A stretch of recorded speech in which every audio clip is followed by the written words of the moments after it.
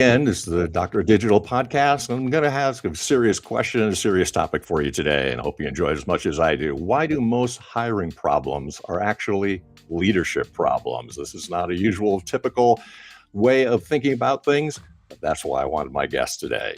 For my guest today, we're going to talk about how most business owners believe they have a hiring problem. They blame the poor labor market. They blame the applicant pool, the work ethic of a new generation. They raise wages and post more job listings, yet the revolving door keeps spinning. My guest, Dana DeVito, argues that these organizations are diagnosing the wrong disease. Dana is a business owner, franchise operator, and the author of Now Hiring. He has lived the high stakes reality of multi unit operations where turnover isn't just a metric, it's a threat to the bottom line. Dana's central insight is provocative. Exceptional organizations do not begin with better hiring, they begin with better systems. He has proven this by taking an organization with a staggering 300% turnover rate and reducing it to 50%, not by replacing the workforce, but by redesigning the environment. Today, we explore why most hiring problems are actually leadership problems in disguise, how accountability and culture are built through operational clarity rather than through mission statements, and how to build an organization that talented people never want to leave. I'm Mick, the Doctor of Digital, and this episode is about why leaders must stop trying to fix employees and start fixing the systems that allow great people to succeed. And with that, I want to welcome Dana to the program. Good to see you, Dana. How are you today? I'm doing fantastic. Thanks again for having me. I really appreciate it. Well, I just can't wait to get you on here. So I'm really glad that we had a chance to and this opportunity to get you on here. So there are a lot of questions that I have for you, and I want to be able to get to some of the big things that we would like to get to. So before we dive into the mechanics of retention and performance, I want to talk about the default reflex of leadership. What things, when they break down, naturally, we look outward. We assume that we need better people, but your book suggests the problem is often already inside the building. When did you first realize that what appeared to be a people problem was actually a systems problem hiding in the organizational design? Yeah, great question.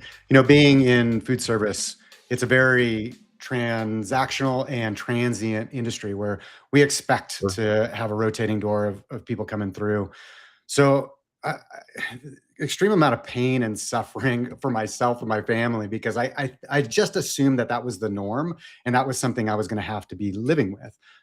And it had been prickling in the back of my head that I just didn't like that assumption. I was thinking that there was a better opportunity and option for it, but it really came to a head during COVID when for a single unit, I needed roughly 25 people in my employ at a time to make sure that the business was up and running. And I woke up one Monday morning with 7. And it was untenable. And so I had to take a reflection back.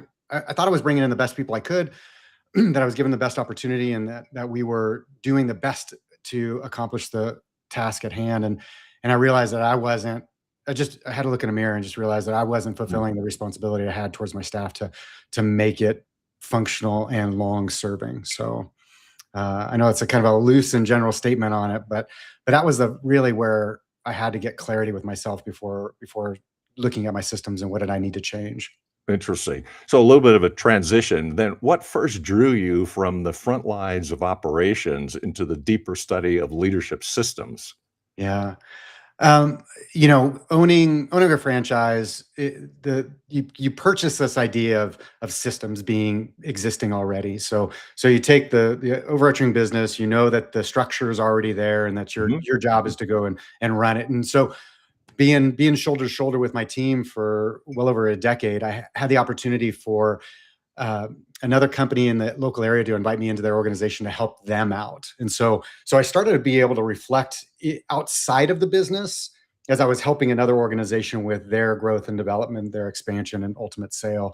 And it just opened my eyes that I wasn't looking, when you're in the trenches, it's tough to get breadth and perspective. And so that really afforded me a different opportunity.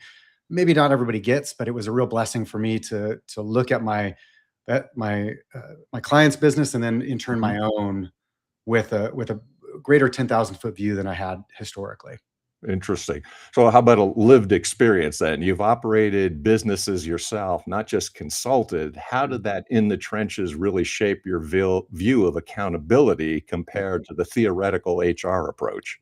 Yeah. It brought to light that in the whole premise upon which I operate is that leadership really is a relational issue.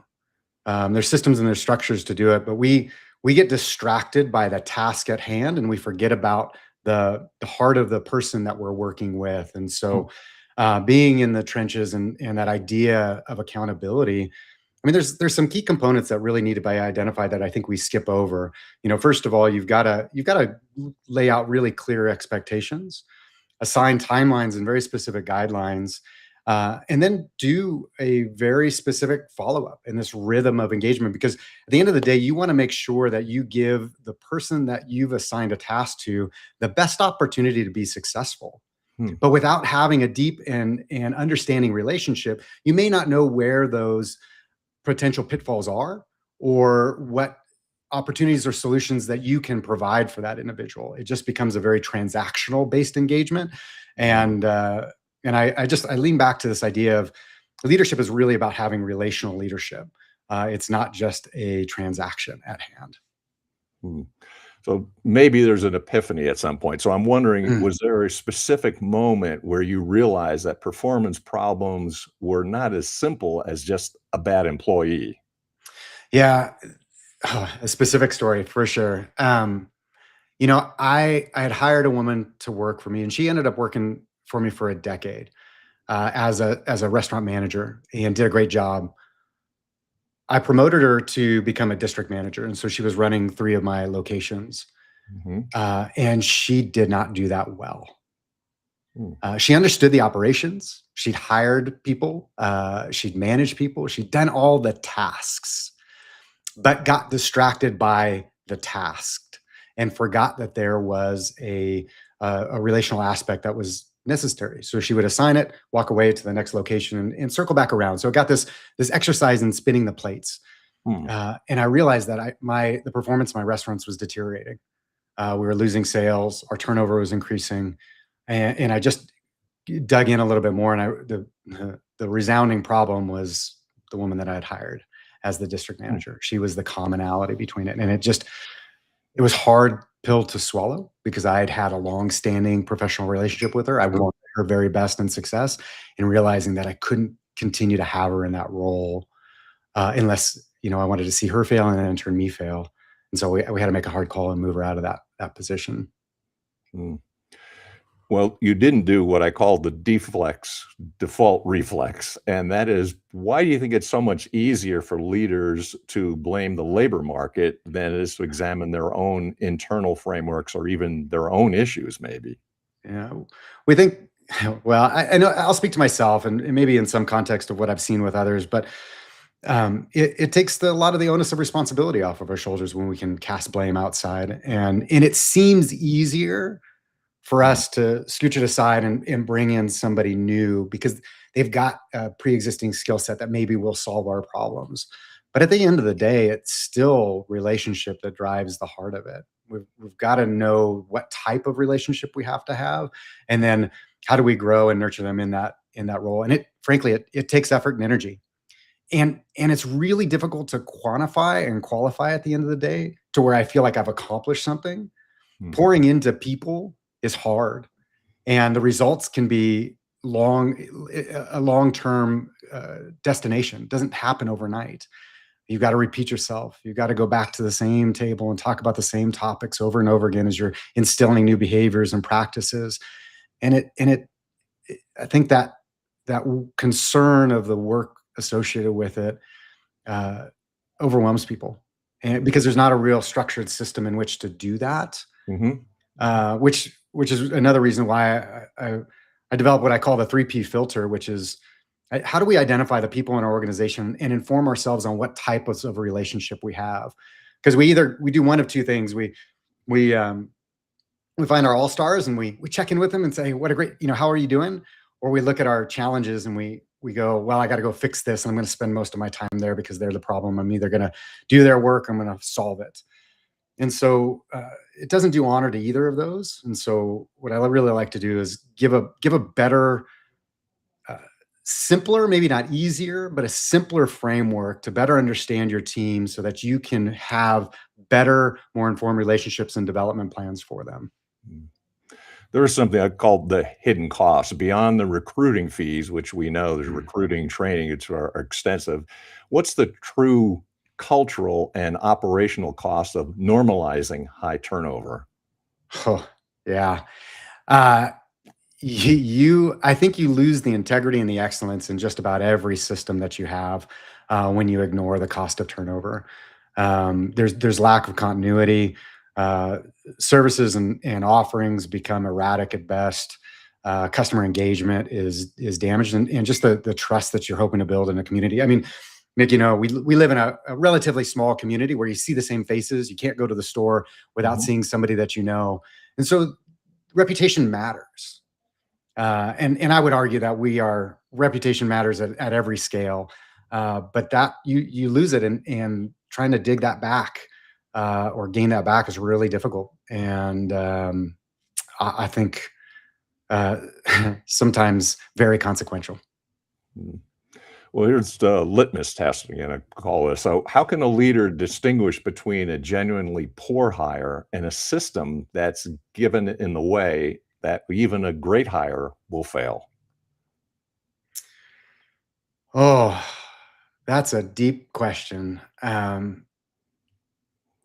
You know, the way I like to frame hiring is, and so I say that because I think there's some frameworks that I've got to talk through, at least as far as my perspective of things. To me, skill is a binary, and it opens the door of conversation. Do they have the minimum skill requirement that I require for that role? And that becomes a yes or a no. And we can vet that in some capacity. We can test it if it's a very technical position. But once they meet that minimum requirement, then that opens the door to do we share similarities in our how we engage with those around us? And I qualify that into four categories. One is humility. Two is mindfulness, and how do we engage? How do we present ourselves, and how do we engage with those around us? The third one is drive. How willing are they to persist in signs or positions of adversity? And then the fourth one is a little bit of a variable. I call it the defining trait, and it's specific to the role that the position demands. So if it's a barista for one of my coffee shops, I would say outgoing or friendly, and so that's another qualifier. And so once we've identified that their skill set meets my minimum, then we can start to see, do they adhere to these standards of character that we want to see. And so if they do, then we see that they can seamlessly integrate with the team that we've got existing. And the hope is that they add what they bring to the table will lift the rest of the team up. Mm. As you've heard, the rising sea will lift all ships, and that's what we want in hire is we want somebody that is humbly motivated to be the best that they can be. And those types of people, I don't care if we're sweeping a floor or building a rocket ship, we're going to be awesome at it. Mm. Well, I want to say and mention this defining the system. When you say systems, many people think of software. Mhm. What do you mean in the context of leadership? Yeah. So it's I term it frameworks, right? So these are going to be SOPs that we put into place that give us guidelines and boundaries and how to operate. What can we do to quantify and qualify every decision that we're making in a leadership role? It's a soft skill, but within that same framework, we see probabilities. And so where can we start to gain eh, through the assessment of patterns better information to make informed decisions. And so those frameworks are things that I both for my own businesses and I encourage with my clients to set into place so that it's not just what do I feel today, what do I feel in the moment, but how do I vet those against probabilities that I've established and roles or in systems that I've established to reflect upon. So we will always want a lens that we can vet our decisions off of and come back and say this has the most likelihood of success versus us. Hiring seems like a roll of the dice. We think that it's skill based, and we think that, oh, I bring in the best person, they're going to make my team the best ever. but statistics have shown, and I don't have them in front of me, but over and over again, the most qualified, Google did a study in the early or the mid-teens, I think, and they showed the most skilled teams were not the most successful. Hmm. And it's we've got to be reminded of that. So the systems that I speak about are how do we find relational patterns that inform us on where our team member success can stem from. And if we adhere to those, we take the emotion out of it and we build it into this patterning and this recognition, I think the greater success we'll find. Hmm. I want to move to in management and leadership, there's expectations versus enforcement. How do unclear expectations create the friction that leaders mistake for a lack of work ethic? Yeah, I see that a ton, and it's a great question. We think we're clear when we assign responsibilities and tasks, and so often we're not, because as adults, we assume a certain level of competency. If I tell you something, you say that you've got it, that makes sense to us. Because we practice the things that we're good at over and over again. And the truth of the matter is that we're jumping quite a few steps. We're jumping past the thorough explanation that we need by sharing our experience in common language. And so I encourage everybody, we should really distill our expectations down at a much more granular level, take time, energy, and effort, Hmm. show and demonstrate, and then allow practice and feedback to occur. I love, you may remember him, John Wooden. You went to UCLA. Oh, absolutely. Wonderful coach. I got to see him speak when I was younger, but he really resonated with me. And he says the 8 levels of learning or teaching are, you explain, you demonstrate, you show by example, or you let them practice and provide feedback, and then you repeat. If we lose that component of repetition and follow up. And so when we don't adhere to that system and process that it requires, we feel that the person we've assigned the task to is letting us down. But going back to my earlier hypothesis, I think that's a problem in leadership. I don't think we're taking the time, energy, or effort that we need to make sure our team members are well acclimated to the role, the expectation, and then the accountability that would follow. Hmm. Well, you got me at UCLA. I have the ring, and I have an autographed copy of "They Call Me Coach" by Johnny Oh, Wooden. So, yeah, oh, I am so I'm envious right now. I'm curious about something I call the accountability myth. Why is real accountability about clarity and consistency rather than punishment or micromanagement? Yeah. 2 things that I'll probably stir the pot with. One, I don't believe punishment is an educational tool. And 2, I think there is time and place for micromanagement. It's just not a long-standing tool. Um, so to your question, accountability. Uh, Usually frustration occurs when expectations and reality don't meet. So it's in the gap. And that's what we as leaders often create with our own lack of follow through or clarity and expectation. So I just did a little bit of a training class yesterday with my teams about accountability. And Hmm. gentlemen, people that have worked for me for years, and we've talked about this over and over again, we want to give space and grace when we assign something. We want to say, hey, get this done. I know you're capable. I know you're competent. Go out and do it. But what we forget to do is give some constraints that afford us the greater opportunity for a team member to find success, meaning timelines. Hey, get it done, but get it done by Friday at 2 p.m. Or get it done with not only by Friday by 2 p.m., but success is going to be, it's going to look really good if not only have you done it, but you also inform me by putting a piece of paper on my desk that told me the steps that you've taken or whatever it is. And so we don't give enough clarity or certainty on what done looks like and in what time frame I expect it. And so expectation versus reality, I feel like something is missing. And so I gain, I get heated. And that's when I go in with this, well, now that I'm mad, I've got to go punish. Hmm. And so coupling that with, we don't teach people how to have difficult conversations. That's, Sure. I've been through business school. I've been working, tons of training, I've written tons of books, all the stuff.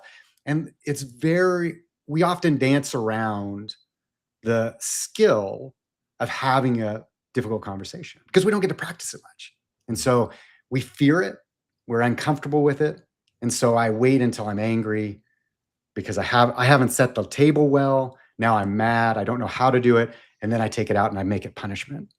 You've got to be disciplined in a negative manner because you haven't accomplished the task. Hmm. I want to move to what I call culture as a byproduct. And why does culture emerge from your daily operating systems rather than from your mission statement? Oh, ha. Yeah. Mission statement. I love mission statements, but there's a gap. There's a separation. Often becomes words on a wall, and we don't know how to operationalize it well. So for me, Brene Brown, I think in Dare to Lead, spoke about only about 10% of the companies in this country have operationalized core values. We don't use the language day to day. We don't use it to inform our decisions or our actions enough. And so what I just anchor into that is if we can start to operationalize our value systems and leverage those in our communications as well as how we assess our success, then that culture will continue to grow out of that, as opposed to reflecting on something on a wall. Because that's a lag measure. I want to go into the lead measure. What do I need to do in practice to accomplish something tomorrow? And that's going to grow as opposed to just act as a reflection and oftentimes a disappointment because I know I'm never going to meet that standard because it's not something I'm in practice of doing. This is something I came across, I think it's just staggering. So I'm going to call this the anchor story. This is Yeah. a 300% turnaround, the Yeah. crisis. Take us inside the organization with a 300% turnover. Yeah. What did that environment feel like on day one? A mess. A heart attack waiting to happen. I felt because this was my own organization. I I feel like through my life I've pursued hard things and I've done hard things. I don't shy away from them, and I do not quit. But I have felt so buried by the weight of responsibility to my business partners, to my lender, to my family, and I just every time I turned around, somebody was leaving my organization, and they gave me every excuse in the book, and I was just despondent and heartbroken. Um, so that weight, and when all the pieces are thrown off the board, what's the one consistency? I heard this once is, if you run into three jerks in a day, you're the jerk. And so that's what I had to look back. I'm like, well, I employ 80 people and, I'm going over to, I've had over 200 of them working for me this year. Uh, I'm the problem. I got to figure this out. I'm doing something wrong enough times. Enough evidence is showing me that I've got to figure something out. Yeah. And so that was the turn. And so it wasn't an overnight thing. Like I said, this is difficult, but I stopped looking at candidates on what's the best of the bunch. And I started holding it a standard of what's the person that I want to be working in my organization?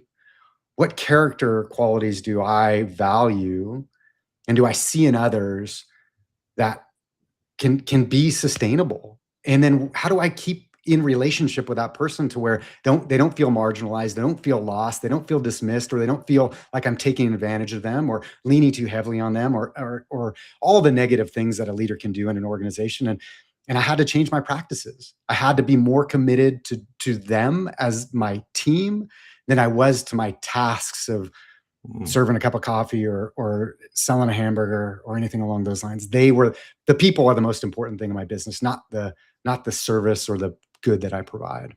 Yeah. And it was hard. A lot of sleepless nights, a lot of support from my loving wife and kids. And man, I wouldn't have made it without those support groups, but it's been incredible. Yeah. Well, here's the first domino. When the revolving door, excuse me, is spinning that fast, what specific system did you change first to stop the bleed? My commitment to one-on-ones. So I went tighter to my team. to where I was working shoulder to shoulder with them, just keeping my business afloat. And that wasn't enough. It wasn't enough just to be in the trenches with them. At the end of the day, we have this deep seated, my belief is we have this deep seated need to be seen, heard, and known. And it's not just in the superficial or the accomplishment of a task together, but it's seeing, hey, who are you? What are you about? And what do you want to accomplish? And how can I help? And then, hey, here's my expectations, and can I help you accomplish those? What am I missing? And so I've grown this idea of teaching my team to lead up. So I show them by example now, by engaging with them, but then I challenge them to come back to me and have a voice. Like, I may not agree with you, but let's chew on it. Like, I wanted to create this safe, healthy environment of dialogue and engagement, of challenge, of courage. And so that's what I did is I started building into this time, personal time in the business, working with them individually, and then training others to do the same thing. And so started really tight and small. Then I trained others to do it. And so we created this hierarchy of relational engagement that's really been durable and sustaining. What's the most surprising change in employee behavior once the leadership system staffed and shifted? Oh, the desire to make my life easier. Like, people don't want to uh, put me out or make my life hard, and so they're solving problems for me that they don't need to. And so sometimes I have to pull them back. I'm like, well, no, no, no, you shouldn't be shouldering that responsibility. Don't put that on your shoulders. Let me Mm. own that for you, so you can, find some more enjoyment. And so that's a little bit of the risk is they've taken on too much. And but that's what I found was really surprising is they started looking out for me and my time and my interests in ways that I would never ask of somebody, but they just felt like part of something bigger than themselves. And it's extraordinary to see. What shift, because there's a shift there, what changes when a leader stops obsessing over finding talent and starts obsessing over becoming an organization that talent seeks out? Yeah. Could you say that one more time? I'm sorry. It got Sure. so go so many different ways. I was thinking about that. Yes, well, leaders will usually try to best person, best talent, but what happens when they obsess less about that, but when they start becoming an organization that people start seeking out? Yeah. Yeah. You know, I to me, we get to touch the community in a way that is, I think, different and extraordinary. And we focus so much on the task and responsibility of the business. We can fall into the trap of finding our customers as transactional. Um, and I, I think we start to see our reach goes broad, meaning we become a part of a family through our guests. I mean, generational. I start to have relationships with customers. My staff does that. We get to celebrate each other as we find mile markers in our lives, whether it be a marriage or a graduation or a birth of a child. And so we get just this, we become the DNA of the community as opposed to the moment. I mean, I've walked across, happened to bump into a guy who worked for me 15 years ago, and to celebrate with him purchase of his first house, birth of his third child, the promotion of a business. And so seeing my managers do the same thing to where they find, they're constant. I have a manager who moved to Phoenix over a year and a half ago who's still retained a relationship with her team from that she used to lead. They stay in contact with her, and so now it's just broad. It broadens our perspective and it opens our eyes because we feel safe. And so I think when we feel safe and excited about our environment, Mhm. our very best comes out. Like, you get to see who we are when we can be extraordinary. And that's so cool. I think I just wanna kind of, as we close the thing down and wind up, that 300% turnover rate just blows my mind, and how you could reduce that. So I'm curious now, of course, I mean, want people to be able to get a hold of your book and get a hold of you. So could you provide some information of where they get the book, and can they reach out where they get a hold of you? Yeah. Books on Amazon. Right now it's in three formats. The audiobook's coming out. So it's called Now Hiring by Dana DeVito. And then how to reach me is nowhiringbook.com.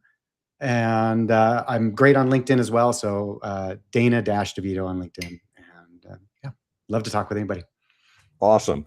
You know, I think you had a wealth of information, an incredible story, great book. I hope everybody rushes out and buys it because it's really Thanks. worthwhile. I appreciate it. So thank you, Dana, for much for your time. I really appreciate it and all the things you've been able to share. I think it's unique. I think it's a great perspective, and I wish other business owners and leaders would be following just what you're doing. It's a great work. Thanks.